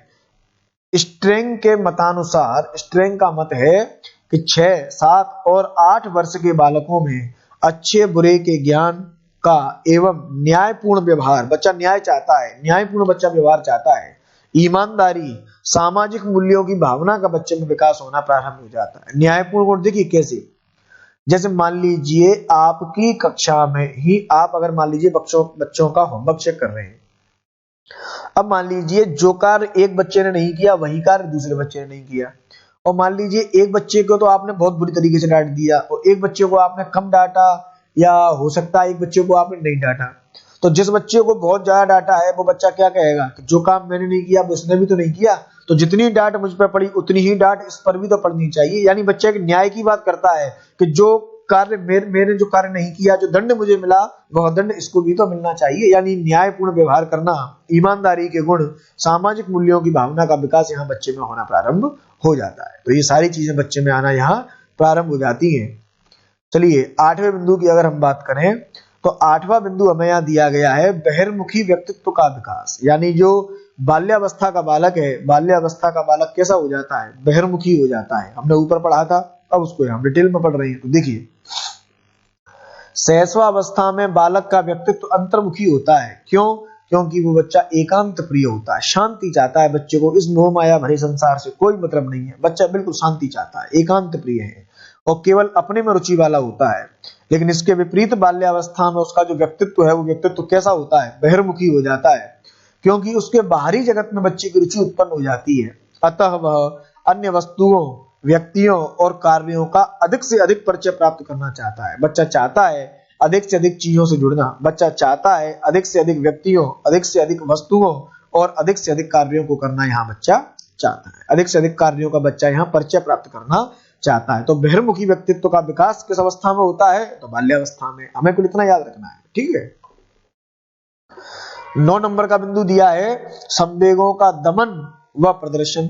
संवेगों का दमन और प्रदर्शन क्या है, तो देखिए जिन गुणों को समाज या माता पिता एक्सेप्ट करते हैं उन गुणों का तो बच्चा प्रदर्शन करता है, और जिन गुणों को समाज या माता पिता निग्लेक्ट कर देते हैं उन गुणों का बच्चा दमन करने लगता है। यानी बालक अपने संवेगों पर अधिकार रखना और अच्छी बुरी भावनाओं में अंतर करना यहाँ जान लेता है। बच्चों को पता है कि अच्छी चीजें क्या है और बुरी चीजें क्या है। वह उन भावनाओं का दमन करता है जिनको माता पिता और बड़े लोग पसंद नहीं करते। माता पिता और बड़े लोग जिन्हें पसंद नहीं करते उन सभी भावनाओं को दबाने लगता है। जैसे काम संबंधी भावनाएं, काम संबंधी भावनाएं जिनको फ्रायड ने कहा था लिबिडो, इन काम संबंधी भावनाओं के लिए फ्रायड ने एक शब्द प्रयोग किया था, वो शब्द क्या था, लिबिडो, है ना। तो याद रखना आप इसको। तो ऐसे गुण जिनको माता पिता निग्लेक्ट कर देते हैं उन गुणों को बच्चा क्या कहता है, उन गुणों को बच्चा निग्लेक्ट करना यानी छोड़ना प्रारंभ कर देता है, दमन करना प्रारंभ कर देता है। और जिन गुणों को माता पिता या समाज जिनको सराहना देता है या जिसके लिए समाज बच्चे को पुरस्कृत करता है उन गुणों का, उन संवेगों का बच्चा अच्छा प्रदर्शन करता है। देखिए 10 नंबर का बिंदु क्या कहता है कि संग्रह करने की प्रवृत्ति। यानी जो बाल्यावस्था का बालक है, बाल्यावस्था के बालक में चीजों का संग्रह करने की प्रवृत्ति बढ़ जाती है, कलेक्शन करने की प्रवृत्ति बच्चे में बढ़ जाती है। बाल्यावस्था में बालकों और बालिकाओं में संग्रह की प्रवृत्ति बहुत अधिक पाई जाती है। बालक विशेष रूप से कांच की गोलियों, टिकटों, मशीनों के भागों, पत्थर के टुकड़ों का संचय करते हैं, और बालिकाओं में चित्रों, खिलौनों, कपड़ों के टुकड़ों इत्यादियों को संग्रह करने की प्रवृत्ति होती है। तो बालक है तो वो अपने हिसाब की चीजें इकट्ठी करता है, बालिकाएं तो वे अपने हिसाब की चीजें इकट्ठी करती हैं। तो संग्रह करने की प्रवृत्ति यानी कलेक्शन करने का गुण बच्चे में यहाँ प्रारंभ हो जाता है। बच्चा चीजों का अधिक से अधिक संग्रह करना चाहता है और अधिक से अधिक बच्चा संग्रह करके अधिक से अधिक चीजों को अपने पास इकट्ठा रखना चाहता है। तो हमें याद रखना है कि संग्रह करने की प्रवृत्ति किस अवस्था में पाई जाती है, तो बाल्यावस्था में। ये डायरेक्ट प्रश्न बनते हैं, इसीलिए मैं इन पॉइंटों को आपको करा रहा हूं। डायरेक्ट इनमें से प्रश्न जो भी क्यों उठती है। प्रश्न पूछा जाएगा कि निरुद्देश्य भ्रमण की प्रवृत्ति किस अवस्था में होती है, तो आपको बताना पड़ेगा कि जो बाल्यावस्था होती है इसमें बच्चे में निरुद्देश्य भ्रमण की प्रवृत्ति पाई जाती है। देखिए बालक में बिना किसी उद्देश्य के इधर उधर घूमने की प्रवृत्ति बहुत अधिक होती है। कोई उद्देश्य नहीं है उसके घूमने का, केवल वैसे ही अपने घर से निकल गया और घूम फिर के वापस अपने घर पे आ गया। यानी मनोवैज्ञानिक बर्ट ने अपने अध्ययनों में के आधार पर बताया है कि लगभग 9 वर्ष के बालकों में आवारा घूमने, बिना छुट्टी लिए विद्यालय से भागने, बिना छुट्टी लिए विद्यालय से भाग जाते हैं, और आलस्यपूर्ण जीवन व्यतीत करने की आदतें सामान्य रूप से पाई। मम्मी से कह रहे हैं कि मम्मी आज स्कूल जाने का मन नहीं है बस कैसे भी, यानी आलस्यपूर्ण जीवन हो गया। बोले होमवर्क कब नहीं, बोले अब तो होमवर्क कल करेंगे। यानी बच्चे में आवारा घूमने की प्रवृत्ति है, आवारा से मतलब गलत मतलब नहीं है कि बच्चा गलत कार्य कर रहा है, नहीं, आवारा घूमने से मतलब है उसका कोई उद्देश्य नहीं है घूमने का, ऐसे ही घूम रहा है, घूम फिर के फिर वापस आ गया। जैसे हम कहते हैं पशु, यहाँ बच्चे की तुलना पशु से नहीं कर रहे, केवल एक उदाहरण हम यहाँ पे ले रहे हैं कि जैसे जो पशु हमारे घर में बना हुआ है तो वो तो है कौन, घरेलू पशु, घरेलू जानवर जिसको हम कहते हैं। जो पशु जंगल में रह रहा है वो है जंगली जानवर, और जो हमारे गली मोहल्लों में घूमने का कोई उद्देश्य नहीं है, जहां मिल गया वहां खा लिया, जहां जगह मिली वहां सो लिए, जो पशु आसपास उनको कहते हैं हम आवारा पशु। तो बच्चा भी एक तरीके से यहाँ पर आवारा टाइप का हो जाता है, निरुद्देश्य हो जाता है, उसकी कोई उद्देश्य नहीं है उसके घूमने का। आवारा से मतलब गलत नहीं है मेरा यहाँ, आवारा से मतलब गलत संगति नहीं है, आवारा से मतलब गलत उसका व्यवहार नहीं है, आवारा से मतलब गलत उसका कैरेक्टर नहीं है। आवारा से मेरा मतलब है सिर्फ उसके निरुद्देश्य घूमने की प्रवृत्ति, उसका कोई उद्देश्य नहीं है, वो ऐसे ही घर से निकला, घूम फिर के वापस अपने घर पे आ गया। आलस्यपूर्ण जीवन करना, बिना छुट्टी लिए विद्यालय से भाग जाना, ये गुण बच्चे में सामान्य रूप से बाल्यावस्था के में पाई जाती है। चलिए आगे बढ़ते हैं। 12 नंबर बिंदु की हम बात करें तो काम प्रवृत्ति की न्यूनता। काम प्रवृत्ति की न्यूनता क्या है? यानी बाल्यावस्था का जो बच्चा होता है ये काम प्रवृत्ति की तरफ कम बढ़ता है, यानी विपरीत लिंग के प्रति इसका आकर्षण यहाँ कम होता है बाल्यावस्था के बालक का, लेकिन किशोरावस्था में बच्चे का ये गुण बढ़ जाता है, लेकिन बाल्यावस्था में बच्चे का ये गुण सामान्य रूप से कम पाया जाता है। बालक में काम प्रवृत्ति की न्यूनता होती है, वह अपना अधिकांश समय मिलने जुलने, खेलने कूदने और पढ़ने में व्यतीत करता है, अतः वह बहुत ही कम अवसरों पर अपनी काम प्रवृत्ति का प्रदर्शन कर पाता है। बच्चा यहाँ अधिकतर खेलने में, पढ़ने लिखने में आदि कार्यों में अपना समय बिताता है, काम प्रवृत्ति की भावनाएं बच्चे में यहाँ बहुत ज्यादा प्रबल नहीं होती। 13 नंबर का बिंदु देखिए। 13 नंबर का बिंदु कहता है सामूहिक प्रवृत्ति की प्रबलता। बच्चा समूह बनाना चाहता है, एक ग्रुप में बच्चा कार्य करना चाहता है। अभी ग्रुप बनाने की अवस्था नहीं है, ये समूह की अवस्था भी आगे आएगी, किशोरावस्था में हम आगे पढ़ेंगे। ये तो छोटी टोली की एक अवस्था है, छोटी मोटी अपनी टोली बच्चा बना लेता है। बालक में सामूहिक प्रवृत्ति बड़ी प्रबल होती है, वह अपना अधिक से अधिक समय दूसरे बालकों के साथ व्यतीत करना चाहता है। रॉस नामक विद्वान कहते हैं बालक प्रायः अनिवार्य रूप से किसी न किसी समूह का सदस्य हो जाता है, जो अच्छे खेल खेलने और ऐसे कार्य करने के लिए नियमित रूप से एकत्र होता है जिनके बारे में बड़ी आयु के लोगों को कुछ भी नहीं बताया जाता। बात समझना क्या कह रहे हैं रॉस कहते हैं बालक प्राय अनिवार्य रूप से किसी ना किसी समूह का एक सदस्य हो जाता है, कि कोई ना कोई समूह जो निकल लेता है, जो अच्छे खेल खेलने और कार्य करने के लिए नियमित रूप से एकत्र होता है। ये जो समूह है ये खेल खेलने के लिए और किसी कार्य को करने के लिए बनाया जाता है, एकत्र होता है। लेकिन जिसके बारे में जो बड़ी आयु के लोग हैं, माता पिता या समाज के लोग, इनको कुछ नहीं बताया जाता। बच्चा चुपचाप अपने समूह में जाता है, खेल कूद वापस अपने घर आ जाता है। ठीक है, तो सामूहिक प्रवृत्ति की प्रबलता किस अवस्था में होती है? तो बाल्यावस्था में। सामूहिक खेलों में रुचि, बच्चे में सामूहिक खेलों में रुचि आना प्रारंभ हो जाती है। समूह के खेलों में बच्चा रुचि नहीं लगता है, तो बालक को सामूहिक खेलों में अत्यधिक रुचि होती है। वह 6 या 7 वर्ष की आयु में छोटे समूहों में काफी समय तक खेलता है। 6 या 7 साल की आयु तक तो वो छोटे समूहों में काफी रूप से खेलता है, छोटे समूह में उसको खेलना अच्छा लगता है। खेल के समय बालिकाओं की अपेक्षा बालकों में अधिक झगड़े होती है। बालिकाएं तो बेचारी सीधी सी होती हैं, सीधी सादी होती हैं, बालिकाएं अपनी सहेलियों के साथ खेलती हैं, लेकिन जो बालक होती है अक्सर झगड़ जाती हैं। 11-12 वर्ष की आयु में बालक दलीय खेलों में भाग लेता है। दल, छोटा छोटा दल बच्चा बनाने लगता है, एक छोटा ग्रुप उसने बना लिया, छोटा दल बच्चा बनाने लगता है, दलीय खेलों में भाग लेना प्रारंभ करता है, जैसे कबड्डी खेलना, खो खो खेलना, या दल के छोटा मोटा क्रिकेट खेलना, छोटी मोटी कबड्डी का मैच, छोटा मोटा फुटबॉल का मैच। तो छोटे मोटे दल बना के बच्चा खेलना प्रारंभ कर देता है। स्ट्रेंग का विचार है कि ऐसा शायद ही कोई खेल होगा जिसे 10 वर्ष के बालक न खेलते हो। ऐसा शायद ही कोई खेल होगा जिसे 10 वर्ष के बच्चे नहीं खेलते हो। 10 वर्ष तक के बालक जिस खेल को नहीं खेलते हो, ऐसा शायद ही कोई खेल होगा। तो ये बात हमसे किसने कही? ये बात हमसे कही स्ट्रेंग नामक विद्वान ने। ठीक है, 15 नंबर का पॉइंट और हम देखें, ये इसका अंतिम बिंदु है बाल्यावस्था का, है ना। इसके बाद हम पढ़ेंगे बाल्यावस्था में शिक्षा कैसी होनी चाहिए, तो शिक्षा के लिए आगे बढ़ेंगे अभी। लेकिन अभी ये जो हम बाल्यावस्था की विशेषताएं पढ़ रहे हैं उसका अंतिम पॉइंट है 15वां पॉइंट। बालक की रुचियों में निरंतर परिवर्तन होता है। ये हमने अभी पढ़ा था कि बालक की जो रुचियां हैं वे निरंतर बदलती रहती हैं। वे स्थायी रूप धारण न करके वातावरण में परिवर्तन के साथ परिवर्तित होती है, वे स्थायी रूप धारण नहीं करती। जैसे जैसे वातावरण में परिवर्तन होगा वैसे वैसे बच्चे की रुचियां परिवर्तित होती जाती हैं। कॉल एवं ब्रूस ने लिखा है कि 6 से 12 वर्ष की अवधि की एक अपूर्व विशेषता है मानसिक रुचियों में स्पष्ट परिवर्तन। यानी 6 से 12 वर्ष की एक विशेषता होती है कि बच्चे की मानसिक रुचि में स्पष्ट रूप से परिवर्तन होता है, उसकी जो मानसिक रुचियां हैं वे बार बार बदलती रहती हैं। तो ये हमसे किसने कहा? कॉल एवं ब्रूस ने हमसे कहा। इस प्रकार बाल्यावस्था की विशेषताओं से संबंधित जो 15 महत्वपूर्ण बिंदु थे, आप ये समझ लीजिए कि आपको 15 तरीके के प्रश्न मैंने यहाँ हल कराए हैं। इन 15 तरीके से प्रश्न पेपर में आपसे पूछा जाता है। ये सारी चीजें मैंने आपको यहाँ हल कराई है। ठीक है, चलिए अब हम आगे बढ़ते हैं। आगे बढ़ के इस पे हम विचार करते हैं कि आगे इसमें क्या दिया है।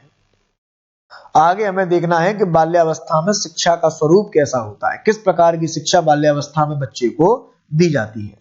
देखिए, प्रारंभ करते हैं। बाल्यकाल बालक के जीवन की आधारशिला है। देखिए, हमने पहले भी पढ़ा था कि जो बाल्यकाल होता है ये बच्चे के जीवन की आधारशिला होता है, बेसिक स्ट्रक्चर होता है बाल्यकाल, क्योंकि यहीं से बच्चा काल्पनिक जगत में प्रवेश छोड़कर, यानी काल्पनिक जगत में जो उसने प्रवेश किया था उसको अब धीरे से बच्चा त्याग कर कल्पना जगत को छोड़कर वास्तविक जगत में प्रवेश करता है। तो सामाजिक जीवन में आगे जाने का, वास्तविक जीवन में आगे जाने की जो आधारशिला होती है वो आधारशिला होती है बाल्यकाल। अतः यह आवश्यक है कि बालक के विकास के सभी पक्षों की विशेषताओं को ध्यान में रखते हुए शिक्षा का स्वरूप निर्धारित किया जाए। बालक के विकास के जितने भी पक्ष हैं, इन सभी पक्षों की विशेषताओं को हमें ध्यान में रखना चाहिए और इन सभी विशेषताओं को ध्यान में रखते हुए हमें शिक्षा का स्वरूप निर्धारित करना चाहिए। अतः उसकी शिक्षा के स्वरूप को निर्धारित करते समय निम्न बातों पर ध्यान देना चाहिए। अतः बाल्यकाल की जो शिक्षा है, जब हम उस बालक की शिक्षा को निर्धारित करने जा रहे हैं तो उस बाल्यकाल की शिक्षा को निर्धारित करते समय हमें काफी चीजों पर ध्यान देना चाहिए। कौन कौन सी चीजें हैं? देखिए, पहला बिंदु हमें दिया है कि भाषा के ज्ञान पर बल देना चाहिए। यह हमें एक तरीके से, मान लीजिए जितने भी पॉइंट इसमें हम पढ़ेंगे ये सभी एक तरीके से एक प्रश्न है, सभी एक तरीके से प्रश्न के ऑप्शन हैं, ये बार बार हमें पेपर में टकराएंगे, इसीलिए आप इन्हें अच्छी तरीके से एक बार समझ लें। भाषा के ज्ञान पर बल। स्टेंग के अनुसार इस अवस्था में बालकों की भाषा में बहुत रुचि होती है। जो बाल्यावस्था के बच्चे होते हैं, बाल्यावस्था में बच्चों की भाषा में बहुत अधिक रुचि होती है। अतः इस बात पर बल दिया जाना आवश्यक है कि बालक भाषा का अधिक से अधिक ज्ञान प्राप्त करे। क्योंकि बाल्यावस्था में बालक की भाषा पर बहुत रुचि होती है, बाल्यावस्था में बच्चे का भाषा पर बहुत इंटरेस्ट होता है, तो हमें इस बात पर बल देना चाहिए, इस बात पर बल दिया जाना आवश्यक है कि बालक भाषा का अधिक से अधिक ज्ञान प्राप्त करे। अधिक से अधिक ज्ञान में अधिक से अधिक भाषा के संपर्क में बालक रहना चाहिए, जिससे बच्चा भाषा के नए नए शब्दों को, नई नई शब्दावलियों को आसानी से ग्रहण कर सके। दूसरा बिंदु हमें दिया गया है, उपयुक्त विषयों का चुनाव होना चाहिए। जब भी हम शिक्षा व्यवस्था का पालन करें, जब भी हम शिक्षा व्यवस्था को अपनाएं या बच्चे को हम ये बात करें कि बच्चे को किस प्रकार की शिक्षा देनी है, तो इसमें हमें ध्यान रखना चाहिए, इसमें हमें एक चीज पर फोकस करना चाहिए कि उसमें उपयुक्त विषयों का चुनाव हो। यानी बालक के लिए कुछ ऐसे विषयों का अध्ययन आवश्यक है जो उसकी आवश्यकताओं की पूर्ति कर सके और उसके लिए लाभप्रद भी हो। यानी हमें ऐसे फालतू एक भी विषय उसमें ऐड नहीं करना जिसका बच्चे से कोई संबंध नहीं है, ऐसे विषय उसमें ऐड नहीं करने। और जो भी विषय हम उसमें ऐड कर रहे हैं, उन विषयों को ऐड करने का एक टारगेट ये होना चाहिए कि बच्चे की जो आवश्यकताएं हैं, बच्चे की जो जिज्ञासा है, बच्चा जो चाहता है वो चीज उसको मिल सके और उस बच्चे के आगे के लिए भी वो लाभप्रद हो। इस विचार से निम्नलिखित विषयों का चुनाव किया जाना चाहिए। जैसे हमें बच्चे के लिए उचित भाषा का चुनाव करना चाहिए, अंकगणित का चुनाव करना चाहिए, विज्ञान का चुनाव करना चाहिए, सामाजिक अध्ययन का चुनाव करना चाहिए, चित्रकला, सुलेख यानी अच्छी लेखन प्रतियोगिता जिसको हम कहते हैं, अच्छा लेखन, पत्र लेखन, निबंध रचना, इन उपयुक्त विषयों का चुनाव हमें करना चाहिए। ठीक है, तो हमें ऐसे विषयों का चुनाव करना चाहिए जो बालक की आवश्यकताओं की पूर्ति कर सकें और बालक के लिए लाभप्रद भी हो। ठीक है, चलिए आगे बढ़ते हैं। तीसरे बिंदु की अगर हम बात करें तो रोचक विषय सामग्री। यानी रोचक अट्रैक्टिव विषय सामग्री होनी चाहिए। जो भी विषय सामग्री आप बच्चे के सामने प्रस्तुत करें वे विषय सामग्री रोचक होनी चाहिए, अट्रैक्टिव होनी चाहिए, यानी उस चीज को देखने के बाद बच्चे का उससे जुड़ने का मन होना चाहिए। तो बालक की रुचियों में भिन्नता और परिवर्तनशीलता होती है। बच्चे की जो रुचियां होती है उसमें भिन्नता होती है और परिवर्तनशीलता होती है। भिन्नता का मतलब हर बच्चे की रुचि अलग अलग होती है, भिन्न होती है, विभिन्नता पाई जाती है। और परिवर्तनशीलता का अर्थ है कि उसकी रुचियां समय समय पर बदलती रहती हैं। अतः उसकी पुस्तकों की विषय सामग्री में रोचकता और विभिन्नता होनी चाहिए, यानी उस बच्चे की जो पुस्तकें हैं उन पुस्तकों की विषय सामग्री में रोचकता होना चाहिए, अट्रैक्शन होना चाहिए और विभिन्नता होनी चाहिए। इस दृष्टिकोण से विषय सामग्री का संबंध निम्नलिखित से होना चाहिए। अब देखिए विषय सामग्री का किन किन चीजों से संबंध होना चाहिए। एक प्रश्न पेडागोगी का यहां से उठ जाएगा कि विषय सामग्री का संबंध निम्न में से होना चाहिए। तो देखिए विषय सामग्री ऐसी होनी चाहिए जिसमें पशु पक्षियों से संबंधित बात हो। विषय सामग्री ऐसी होनी चाहिए जिसमें हास्य विनोद हो। हास्य विनोद का अर्थ है हास्य यानी हंसी भी हो, विनोद यानी मनोरंजन आनंद भी हो। नाटक भी होना चाहिए। आपस में वार्तालाप से संबंधित जो कहानियां होती हैं, जो रचनाएं होती हैं वे होनी चाहिए। वीर पुरुष से संबंधित रचनाएं इसमें होनी चाहिए। साहसी कार्यों से संबंधित रचनाएं होनी चाहिए और आश्चर्यजनक बातें इसमें होनी चाहिए। ऐसी रोचक विषय सामग्री का हमें चयन करना चाहिए। चौथा बिंदु हमें दिया है पाठ्य विषय व शिक्षण विधि में परिवर्तन हमें करना चाहिए, यानी शिक्षा व्यवस्था का ध्यान रखते समय हमें पाठ्य विषय पढ़ाए जाने वाले विषय में और शिक्षण विधि में परिवर्तन करना चाहिए। यानी इस अवस्था में बालक की रुचियों में निरंतर परिवर्तन होता रहता है, बच्चे की रुचियां निरंतर बदलती रहती हैं। अतः पाठ्य विषय और शिक्षण विधि में उसकी रुचियों के अनुसार परिवर्तन किया जाना आवश्यक है। जो पढ़ाए जाने वाला विषय है, चूंकि जब बच्चे की रुचि लगातार परिवर्तित होती जा रही है तो फिर आप केवल एक ही शिक्षण व्यवस्था के ढर्रे पर कैसे चल सकती है। आपको भी समय समय पर बच्चे की शिक्षण जो पाठ्यक्रम पढ़ाने की या पाठ्य विषय की जो आपकी शिक्षण विधियां हैं उसमें भी आपको परिवर्तन करना चाहिए। ऐसा न करने से उसमें शिक्षा के प्रति कोई आकर्षण नहीं रह जाता। अगर आप पाठ्य विषय में समय समय पर परिवर्तन नहीं करेंगे तो ऐसा न करने से उस बच्चे में शिक्षा के प्रति कोई आकर्षण नहीं रह जाता। फलस्वरूप उस बच्चे की जो मानसिकता है, जो मानसिक प्रकृति है वो रुक जाती है। ठीक है, चलिए पांचवा बिंदु है जिज्ञासा की संतुष्टि। बच्चे की जो जिज्ञासा है उस जिज्ञासा की क्या होती है, संतुष्टि हो। ऐसे पाठ्यक्रम हो, ऐसी शिक्षण विधि का आपको प्रयोग करना चाहिए, ऐसी शिक्षा व्यवस्था का आपको पालन करना चाहिए जो बच्चे की जिज्ञासाओं की पूर्ति कर सके, बच्चे की जिज्ञासा की जो संतुष्टि कर सके। तो देखिए बालक में जिज्ञासा की प्रवृत्ति होती है, अतः उसे दी जाने वाली शिक्षा का स्वरूप ऐसा होना चाहिए जिससे उसकी इस प्रवृत्ति की तुष्टि हो। क्योंकि बच्चे में जिज्ञासा होती है, बच्चा हर नई चीज को जानना चाहता है। तो चूंकि बालक में जब जिज्ञासा की प्रवृत्ति है तो उसे हम जो शिक्षा दे रहे हैं उस शिक्षा का स्वरूप भी ऐसा होना चाहिए जिससे उस बच्चे की जिज्ञासा की पूर्ति हो सके, उस जिज्ञासा की संतुष्टि हो सके। ठीक है, चलिए आगे बढ़ते हैं। छठवां बिंदु हमें यहां दिया है सामूहिक प्रवृत्ति की तुष्टि। जो सामूहिक प्रवृत्ति है, समूह में रहने की बच्चे की जो प्रवृत्ति है उसकी भी तुष्टि हो सके। तो शिक्षा में ऐसी व्यवस्था कहां से लाएंगे। देखिए चूंकि बालक में समूह में रहने की प्रबल प्रवृत्ति होती है, वह अन्य बालकों से मिलना जुलना, उनके साथ कार्य करना या खेलना चाहता है। उसे इन सब बातों का अवसर देने के लिए विद्यालय में सामूहिक कार्यों और सामूहिक खेलों का उचित आयोजन करना चाहिए। अपनी कक्षा के कुछ बच्चों को मिलकर आप एक प्रोजेक्ट बनाने के लिए दे सकते हैं। अपनी कक्षा के कई बच्चों को मिलकर या कई बच्चों, जैसे कई कहानियां ऐसी होती है जिसमें विभिन्न पात्र होते हैं, तो अपनी कक्षा के कई बच्चों को कक्षा में खड़ा करके उनको विभिन्न प्रकार के पात्र बनाकर उन पात्रों से वो रचनाएं पढ़वा सकते हैं, उन पात्रों से वो कहानी या वो नाटक पढ़वा सकते हैं। तो इससे बच्चे में समूह में कार्य करने की प्रवृत्ति की भी तुष्टि होगी, बच्चे का मनोरंजन भी होगा, खेल खेल में बच्चा पाठ भी पढ़ेगा और सारा जो आपकी शिक्षा व्यवस्था है वो पूरी शिक्षा व्यवस्था यहाँ पर लागू हो जाएगी। तो सामूहिक प्रवृत्ति की तुष्टि हो ऐसी शिक्षा व्यवस्था, ऐसी शिक्षा व्यवस्था का हमें पालन कक्षा में करना चाहिए। कौल सैनिक के अनुसार सामूहिक खेल और शारीरिक व्यायाम, सामूहिक खेल और शारीरिक व्यायाम प्राथमिक विद्यालय के पाठ्यक्रम के अभिन्न अंग होनी चाहिए। यानी शारीरिक खेल हो और जो शारीरिक व्यायाम हो और सामूहिक खेल हो, ये प्राथमिक विद्यालय के पाठ्यक्रम के अभिन्न अंग। अभिन्न अंग का अर्थ है ऐसे अंग होने चाहिए जिन्हें हम चाहकर भी अपने पाठ्यक्रम से अलग नहीं कर सकते, यानी पाठ्यक्रम में उनका विलयन या सम्मिलित होना चाहिए। सातवां बिंदु है रचनात्मक कार्यों की व्यवस्था। रचनात्मक कार्यों की व्यवस्था होनी चाहिए, यानी बालक की रचनात्मक कार्यों में विशेष रुचि होती है, अतः विद्यालय में विभिन्न प्रकार के रचनात्मक कार्यों की व्यवस्था की जानी चाहिए। बालक की रचनात्मक कार्यों में बड़ी रुचि होती है, क्रिएटिव कार्य बच्चा बड़े अच्छे से कर लेता है, अतः विद्यालय में हमें विभिन्न प्रकार के रचनात्मक कार्य या रचनात्मक कार्यों का आयोजन करवाना चाहिए। रचनात्मक कार्यों की व्यवस्था विद्यालय में हमें करनी चाहिए, रचनात्मक कार्यों की व्यवस्था करनी चाहिए। आठवां बिंदु हमें दिया गया है पाठ्यक्रम सहगामी क्रियाओं की व्यवस्था, यानी अपने विद्यालय में, अपने परिवेश में, अपने वातावरण में जो हमारा बच्चा हमारी कक्षा में जो पढ़ रहा है, उस बच्चे के लिए हमें पाठ्यक्रम सहगामी क्रियाओं की व्यवस्था करनी चाहिए।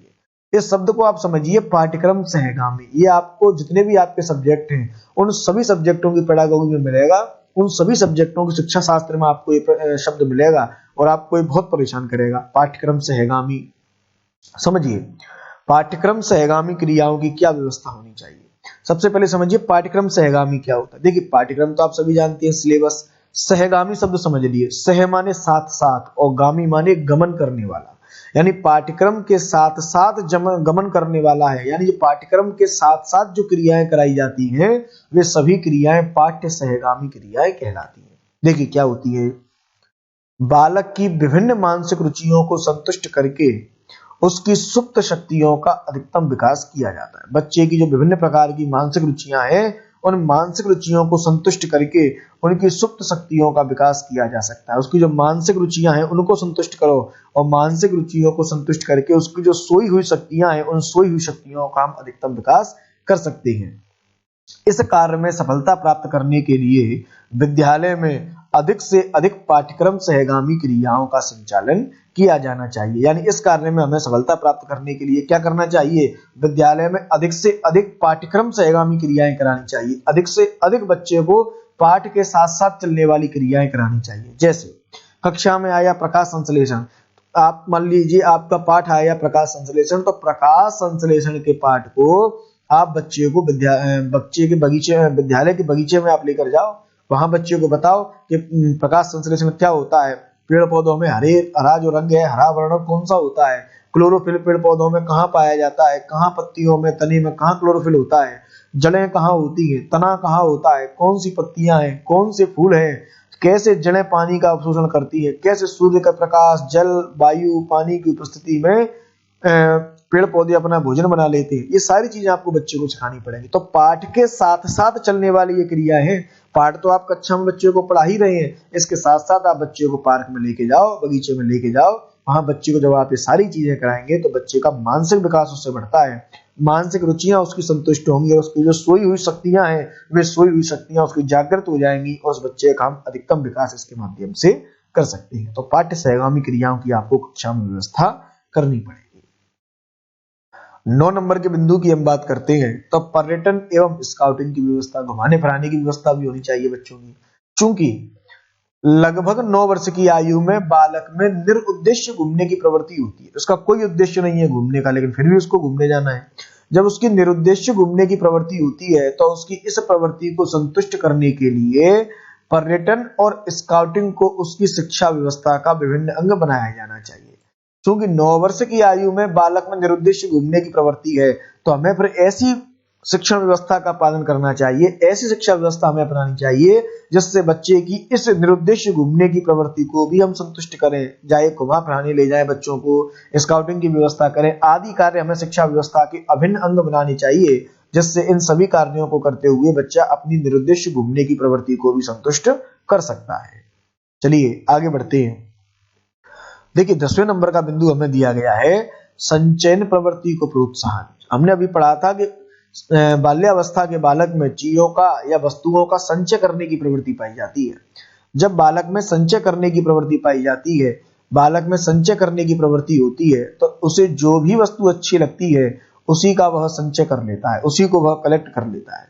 उसके माता पिता और शिक्षक का कर्तव्य है कि वे उसे शिक्षाप्रद वस्तुओं का संचय करने के लिए प्रोत्साहित करें। शिक्षाप्रद वस्तु है, माता पिता का और शिक्षक का ये दायित्व है, माता पिता और शिक्षक का ये कर्तव्य है कि बच्चे को शिक्षाप्रद वस्तुएं एकत्र करने के लिए, शिक्षाप्रद वस्तुओं का संचय करने के लिए प्रोत्साहित करें। शिक्षाप्रद वस्तुएं कौन सी होती हैं? जैसे राष्ट्र गीतों की कोई पुस्तक हम बच्चे को दे सकते हैं, ऐसी पुस्तक हम बच्चे को दे सकती हैं जिसमें वीर महापुरुषों के बारे में चर्चाएं हों, जो वीर योद्धाएं हैं उनके बारे में चर्चाएं हों, देशभक्ति से संबंधित बातें उसमें लिखी हो। ऐसी हम शिक्षाप्रद वस्तुओं का, मनोरंजन, हास्य से संबंधित शिक्षाप्रद वस्तुओं को हम बच्चे को एकत्र करने के लिए बोल सकते हैं, बच्चे को एकत्र करने के लिए हम प्रोत्साहित कर सकते हैं। आगे बढ़िए, 11वें नंबर बिंदु की हम चर्चा करें। देखिए 11वां नंबर बिंदु हमें यहां दिया गया है संवेगों के प्रदर्शन का अवसर। हमें बच्चे को संवेगों के प्रदर्शन का अवसर देना चाहिए। बच्चा अपने संवेगों का प्रदर्शन आपके सामने करे।